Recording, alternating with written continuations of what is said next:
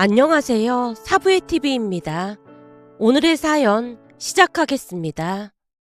어느 날 퇴근을 하면서 귀에 이어폰을 꽂은 채 전철에서 휴대폰으로 영화를 보고 있었는데 곧 휴대폰이 진동으로 요란하게 웅웅거렸습니다. 곧 발신자를 확인하다가는 급히 전화를 받았어요. 할머님, 저 지금 가는 길이에요. 유진아, 지금 진돗개 하나 발령이야. 네? 진돗개 하나요? 그럼 완전 위험하다는 거잖아요. 제 입에서 진돗개라는 말이 튀어나오자마자 옆에 앉아있던 아저씨가 움찔한 채 저를 빤히 바라봤기에 제가 살짝 웃으며 아저씨를 안심시켰습니다. 저기 무장공비 그런 건 아니고 우리 집안 진돗개 발령이니까 신경 쓰실 거 없습니다. 라는 말에 아저씨가 터져나오려는 웃음을 참느라 얼굴이 말이 아니었습니다. 하지만 그 아저씨를 신경 쓸 틈이 없었던 것이 휴대폰에서 할머님의 다급한 목소리가 다시 들려왔거든요. 너 지금 누구랑 말하는 거야? 네가 지금 그럴 때가 아니라니까. 지금 위험한 정도가 아니야. 그러니까 지금 집에 들어오면 큰일 난다. 우선 어디에 숨어 있어봐. 저 지금 완전 배고픈데 어디에 숨어 있어요. 근데 오늘은 대체 무슨 일인데 진돗개 하나까지 발령된 거예요. 말도 마라. 저번 달에 애미가 친구들이랑 부산으로 여행 갔을 때 아범이 비상금으로 골프채 샀다고 거실에서 우리한테 골프채 보여주면서 막 자랑질하고 그랬잖아. 네, 그랬죠. 근데 그 골프채가 왜요? 설마 그 골프채 산 거 어머니께 걸린 거예요? 순간 너무나 놀랐기에 제 목소리가 커져 있었는데요. 그쯤에서는 주변 사람들이 슬금슬금 제 눈을 피한 채 귀를 쫑긋 세우고 제 이야기를 몰래 듣고 있는 게 확실해 보였습니다. 특히나 옆에 앉아있던 아저씨는 대놓고 저를 바라보고 있었거든요. 하지만 그때 당시에는 그런 것을 신경 쓸 틈이 없었는데요. 할머님이 다시 말을 이어가셨거든요. 그래, 그게 딱 걸렸잖니. 맙소사, 그러게 그때 제가 차에 숨겨놓으시라고 했는데 그걸 어떻게 걸리신 거래요?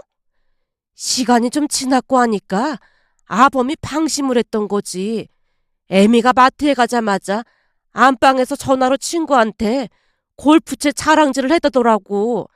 그런데 애미가 카드를 놓고 갔다고 다시 들어왔다가 안방문 앞에서 다 들었지 뭐니. 그럼 안방으로 어머님 못 들어가게 사수를 하셨어야죠. 나도 잠깐 화장실에 다녀왔는데 그 사달이 나 있더라니까. 그래서 아버님은 어떻게 되셨는데요? 어떻게 되긴 뭘 어떻게 됐겠어. 집에서 쫓겨났지. 하긴 진돗개 하나 정도면 집에서 쫓겨나실 만하죠. 근데 골프채로만 진돗개 하나 발령은 너무 과한 거 아닌가요? 그때쯤 마음속 깊은 곳에서 불안감이 고개를 내밀었기에 불안 가득한 목소리로 물었는데요. 할머님이 잠시 망설이시다가 입을 떼셨어요. 저기 그게 말이야. 아범이 우리를 배신했어. 네? 아버님이 우리를 배신하다니요. 아범이 말이다. 골프채가 걸리니까 애미가 아끼던 화분을 네가 깨트린 거 일러 바쳤어. 네? 아버님이 그걸 일러 바쳤단 말이에요? 그때 제가 비싼 밥까지 사드렸는데 너무하신 거 아니에요? 순간 저도 모르게 자리에서 벌떡 일어나고 말았는데요. 사실 시어머님 생신 때 친구분들이 돈을 모아서 선물해 주신 꽤 비싼 난 화분을 제가 깨트린 적이 있었거든요. 근데 시어머님이 그 화분을 워낙 애지중지하셨던지라 만약 깨뜨렸다고 하면 내쫓으실 것 같아서 할머님 친구분이 키우는 강아지가 그랬다고 둘러댄 적이 있었어요. 그때 당시 할머님과 시아버님만 계셨기에 제가 비싼 밥까지 사드리면서 입막음을 했음에도 시아버님이 배신을 했다는 말에 허탈할 수밖에 없었습니다. 그 바람에 사람들이 다시 저를 바라봤는데요. 그쯤에서 전철한 사람들이 제 말을 들으며 웃음을 참고 있는 게 느껴졌습니다. 하지만 그런 것을 신경 쓸 틈이 없었기에 제가 다시 따져 물었어요. 아니, 아버님은 왜 저까지 끌고 들어가냔 말이에요. 그럼 진돗개 하나 발령이 맞긴 하네요. 지금 엄청 배고픈데 집에도 못 들어가고 완전 망했어요.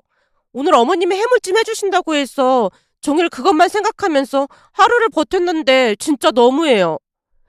아무튼 지금 심각한 사태니까 와서 아파트 주변 좀 둘러봐. 그러다 혹시나 아범 만나면 둘이서 같이 밥이나 먹던지 해라. 저도 지금 완전 화났단 말이에요. 그래도 우리 셋이 공주를 하기로 했으면 서로 챙겨야지. 우리가 이렇게 분열이 되면 되겠어.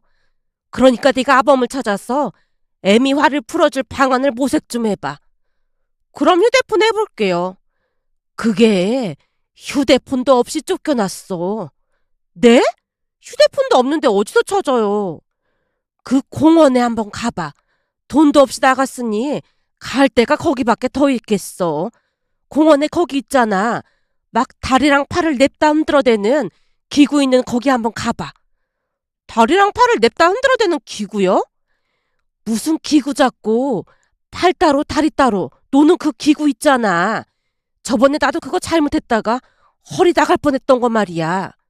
아, 공원에 있는 운동기구 거기 말씀하시는 거예요? 그래, 거기 말이다. 갈 데도 없으니까 아마 거기서 팔다리나 냅다 흔들어대고 있지 않겠어. 암튼 아범은 조심성이 너무 없어서 문제야. 할머님 말씀에 제가 알았다고 대답하고 전화를 끊었는데요. 그날은 출근하던 제게 시어머님이 해물찜을 해놓으신다며 일찍 오라고 신신당부를 하셨거든요. 그 말 한마디에 팀장님의 무한 잔소리도 잘 버텨내고 드디어 집으로 돌아가던 중이었는데 시아버님의 배신으로 해물찜이 날아가 버렸으니 허탈할 수밖에 없었습니다. 잠시 후 할머님께서 알려주신 공원 내에 운동기구들이 있는 곳으로 갔더니 역시나 할머님 말씀처럼 시아버님이 운동기구에서 열심히 앞뒤로 팔다리를 내젓고 계셨어요. 그 모습에 제가 조용히 다가갔더니 시아버님이 화들짝 놀라셨어요. 네가 여긴 어떻게 왔어? 어떻게 오긴 어떻게 왔겠어요. 아버님 덕분에 진돗개 하나 발령돼서 집에도 못 들어가고 방황하고 있으니까 왔겠죠. 혹시 어머니가 전화하신 거야? 아버님, 어떻게 저까지 끌고 들어가실 수가 있어요? 제가 팔짱을 끼고 시아버님을 노려봤는데요. 시아버님이 궁색한 변명만 늘어놓으셨어요. 나도 그러려고 그런 게 아니라 네 시어머니 눈을 보니까 무슨 조치를 안 했다가는 내가 오늘 안에 저 세상으로 갈 것 같더라니까. 그러다 보니까 막 아무 말이나 투덜대다가는 그 화분 얘기가 나온 거야. 암튼 너한테는 미안하게 됐다. 대신 사과의 의미로 이번 달 진돗개 외식비는 내가 전부 다 낼 테니까 한 번만 이해 좀 해줘라. 네? 회식비를 아버님이 전부 내신다고요? 그래. 나도 양심이 있지. 그 정도는 해야 하지 않겠어? 그럼 이번 달에는 코스로 하시죠. 코스 요리를 먹자는 거야? 아니죠. 우선 삼겹살 먹고 치킨에 맥주까지 코스로 하자는 거죠. 삼겹살도 과한데 치킨에 맥주까지는 너무 심한 것 같은데. 아버님으로 인해 진돗개 멤버가 해체될 위기까지 왔는데 그게 심하다고 하시면 안 되죠. 제가 주먹을 불끈 쥔 채 외치자 시아버님이 큰 결심을 한 듯 대답하셨어요. 그러자. 그럼 내가 코스로 외식비 내면 오늘 일은 없었던 일로 해줄 거지? 알겠어요. 이미 일어난 건 어쩔 수 없으니까 그렇게 하기로 합의하시죠. 알았다. 그럼 그렇게 하자꾸나. 근데 너 혹시 지갑은 있는 거지? 밥도 못 먹고 쫓겨나서 지금 배가 무진장 고픈데 우선 어디 가서 뭐라도 먹어야 할 것 같거든. 그럼 자주 가던 그 분식집으로 고고싱 할까요? 가서 순대 떡볶이 먹으면서 후회를 도모해봐요. 시아버님과 함께 분식집으로 가서 정신없이 음식을 먹으면서 이런저런 대화를 나누고 있던 중 남편에게서 전화가 왔습니다. 유진아, 집에 들어갔어? 아니, 어머님한테 화분 깬 거 걸려서 집에도 못 들어가고 있어. 뭐? 그걸 엄마가 어떻게 알았어? 그게 말하자면 근데 난 배신자가 되고 싶지 않아서 자세한 말은 못할 것 같아. 암튼 그게 들통나는 바람에 지금 진돗개 하나가 발령된 상태라 조금 있다가 들어가야 할 것 같아. 그럼 지금 어딘데? 지금 아버님이랑 둘이서 순대랑 떡볶이 먹고 있어. 아버지랑 둘이서? 설마 아버지도 쫓겨나신 거야? 그렇게 됐어. 아버지는 왜 쫓겨나셨는데? 아버님은 그 골프채 사신 거 딱 걸려서 간신히 몸만 나오셨어. 그래서 둘이 후위를 도모하고 있는 중이니까 우선 전화 좀 끊어봐. 제 말에 남편이 웃음을 참는 듯해 보였는데요. 사실 우리는 주말 부부입니다. 그러니까 결혼하고 1년쯤이 지났을까요? 남편이 지방으로 발령이 났습니다. 물론 남편을 따라가고 싶었지만 저도 회사를 다니고 있었기에 남편만 내려가라고 말을 했어요. 난 회사 그만두기 싫단 말이야. 그럼 나 혼자 내려가라는 거야? 그래야지. 지금으로서는 방법이 없잖아. 나 혼자 내려가기 싫은데 회사를 또 옮겨야 하나?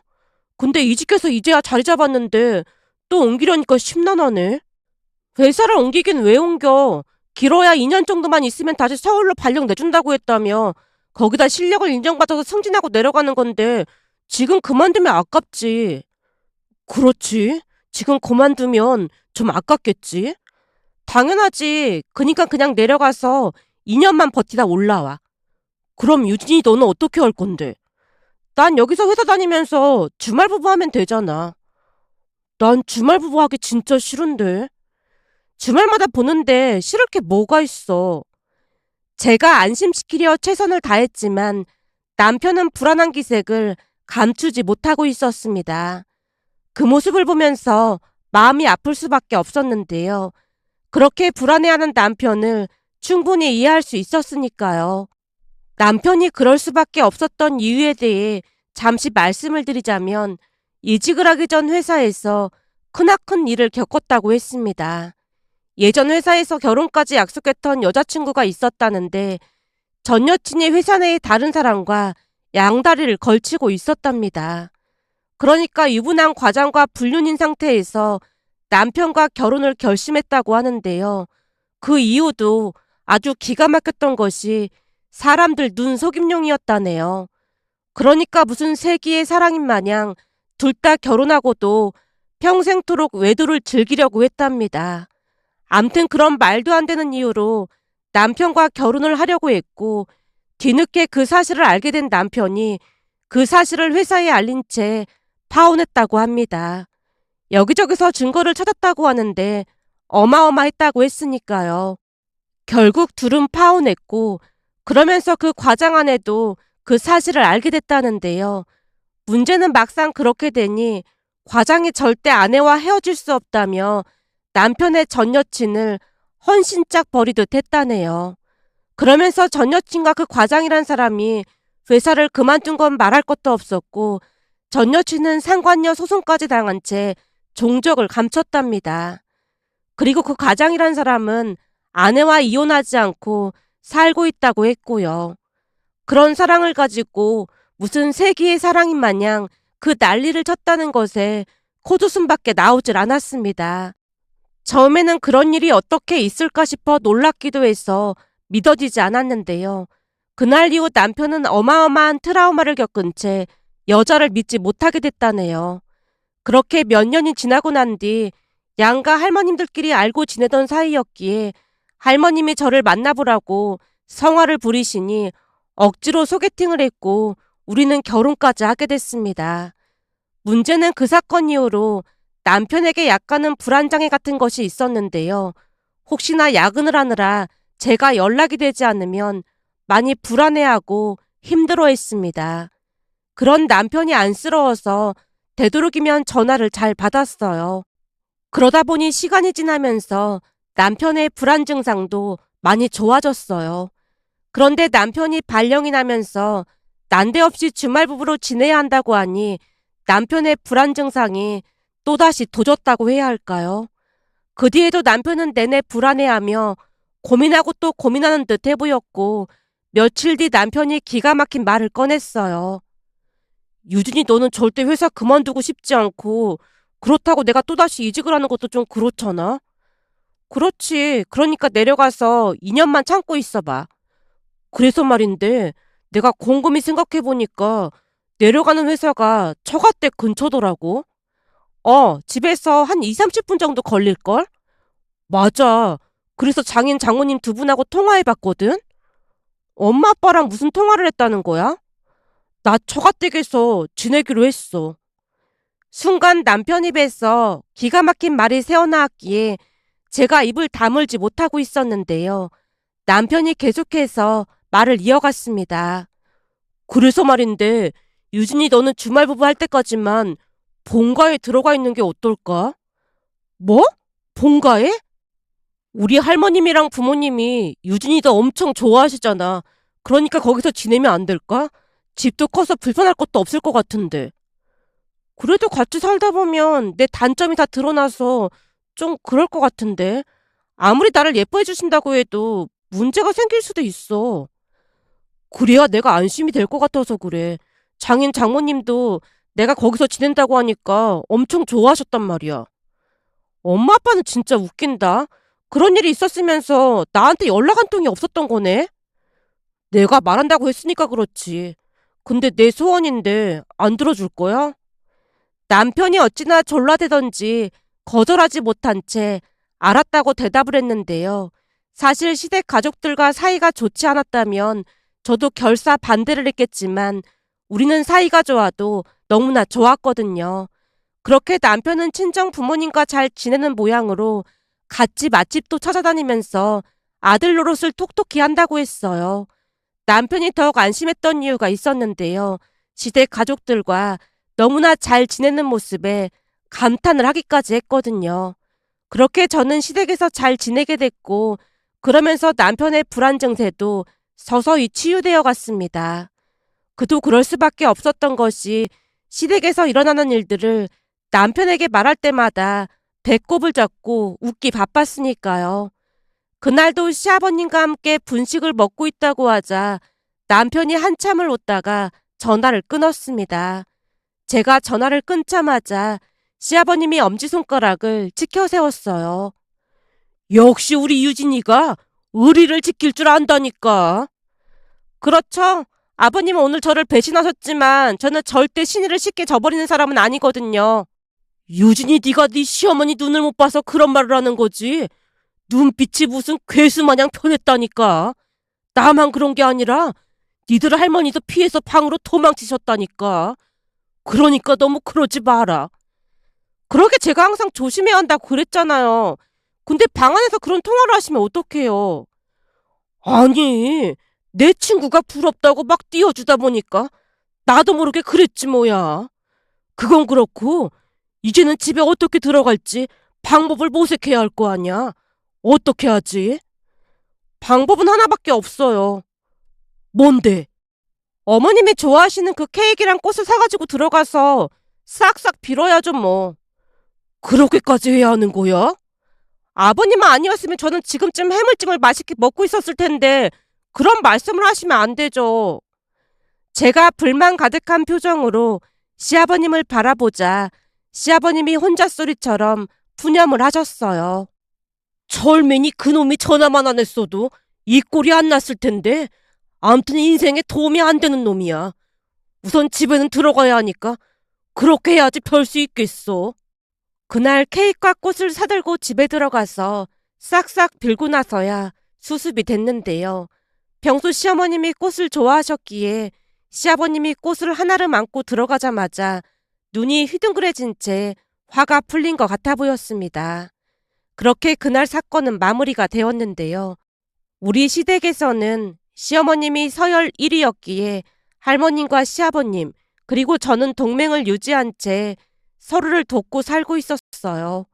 참 신기하게도 시댁 가족들과 저는 너무나 잘 맞다 보니 여러 가지 재미있는 일들이 많았는데요. 어느 날 회사에서 보너스를 탔다고 제가 자랑을 했습니다.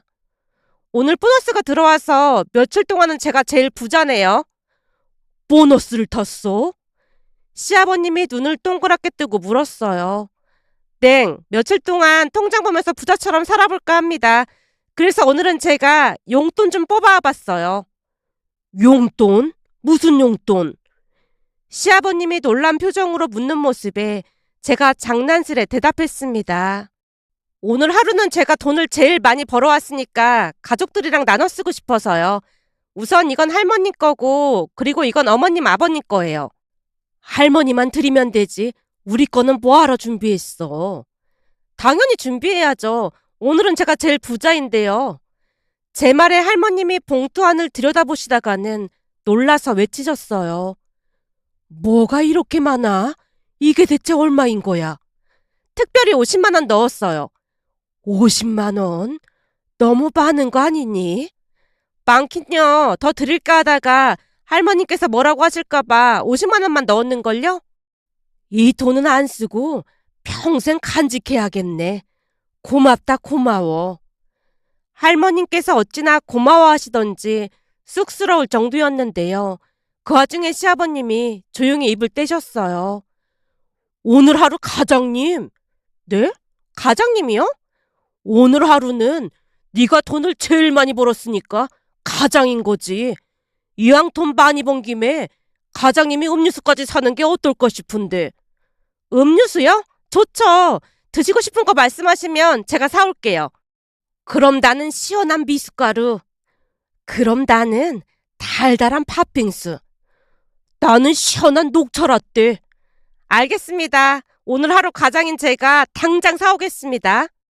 제가 가서 음료를 사가지고 오자 가족들이 엄지손가락을 치켜 세웠고 제가 큰 목소리로 말했습니다. 이래서 가장을 하나 보네요. 앞으로도 돈 많이 벌어서 가장을 자주 해야겠어요.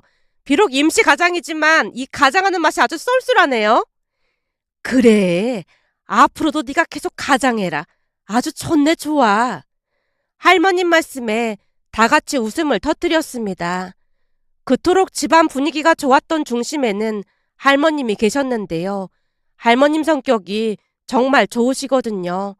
하루는 할머님과 쇼핑을 다녀오는데 누군가 다가와서 물었어요. 할머님, 할아버지가 벌써 돌아가셨죠?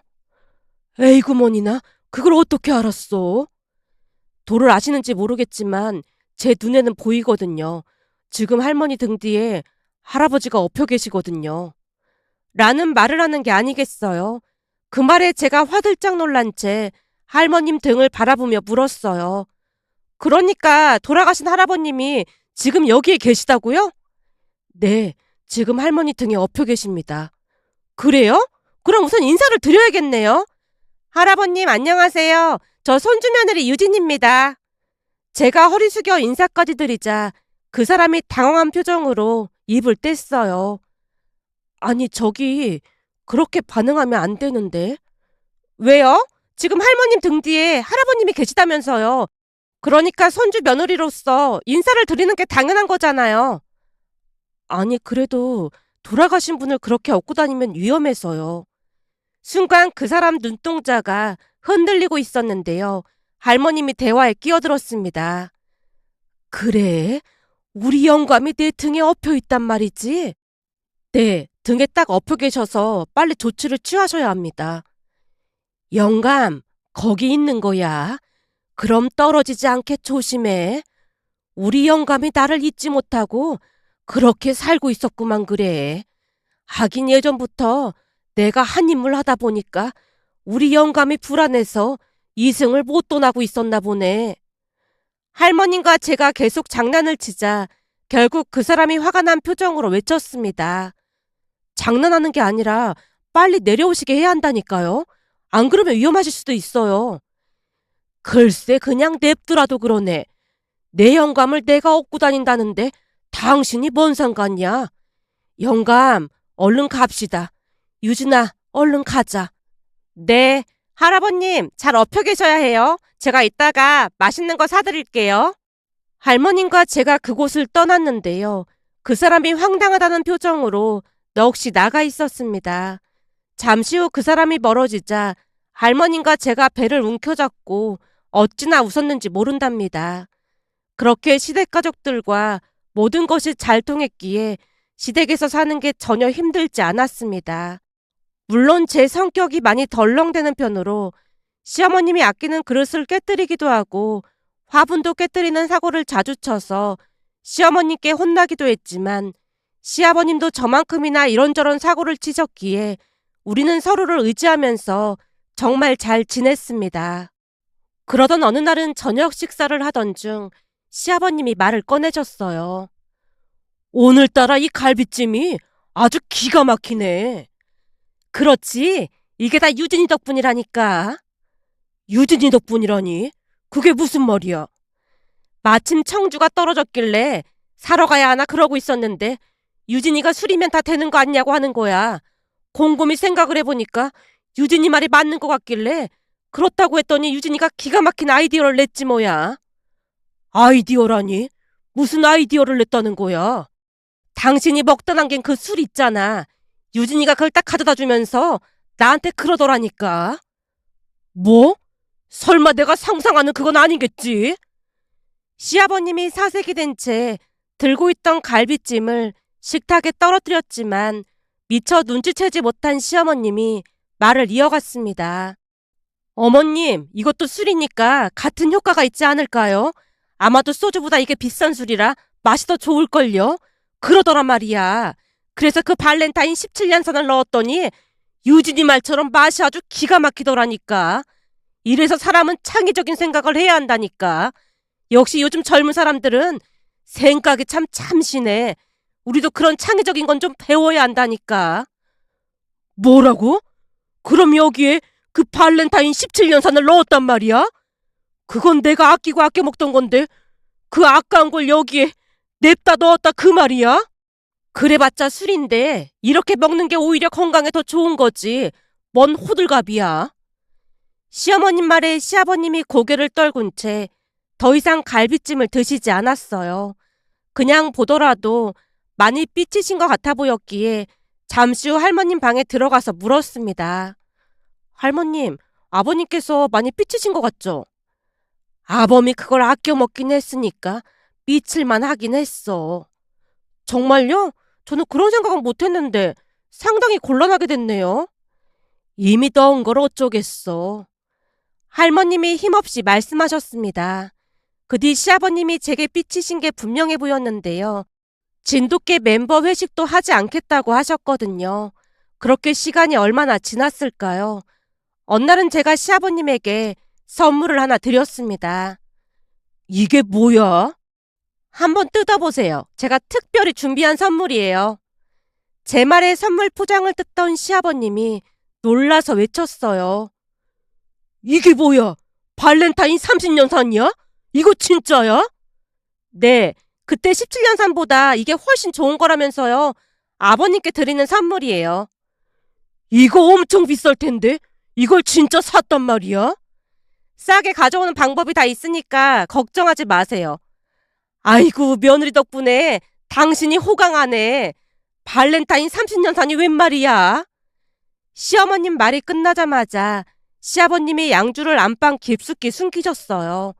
잠시 후 할머님이 저를 데리고 방으로 들어가서 물었습니다. 너 그거 어디서 난 거야? 나도 잘은 모르지만 그거 엄청 비싼 거잖아. 그게 친구가 프랑스 여행 간다고 하길래 부탁 좀 했어요. 이 양주가 면세점에서 사면 많이 싸게 살 수 있거든요. 그래? 그래서 싸게 산 거야? 그래도 많이 싸진 않지만 싸게 산 편이죠. 그래도 아버님 기분은 좋아지셨잖아요. 제가 배시시 웃고 있자 할머님이 제 손에 용돈을 쥐어주셨어요. 우리 손주 며느리가 착해서 얼마나 예쁜지 모르겠어. 이거 할미가 주는 용돈이니까 받아라. 에이, 괜찮아요. 할미가 주는 건 그냥 받아도 돼. 난 유진이가 손주 며느리가 아니라 친손녀 같아. 할머님이 제 머리를 쓰다듬어 주셨습니다. 며칠 전 다시 진돗개 멤버 회식을 하면서 시아버님 휴대폰이 울렸고 전화를 받았는데요. 철민이냐? 나는 지금 진돗개 멤버 회식하고 있지. 발렌타인? 아니지.